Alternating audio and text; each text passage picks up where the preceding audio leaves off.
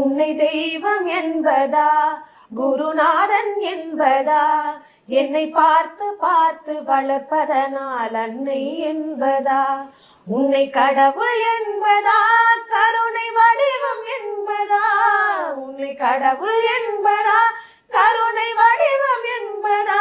ஐயா ஞானதானம் தந்த உன்னை தந்தை என்பதா, உன்னை தெய்வம் என்பதா, குருநாதன் என்பதா, என்னை பார்த்து பார்த்து வளர்ப்பதனால் அன்னை என்பதா, சேரும் செல்வம் எல்லாம் உன் அருளன்றோ, பாடும் பாடல் எல்லாம் உன் தயவன்றோ, சேரும் செல்வம் எல்லாம் உன் அருளன்றோ,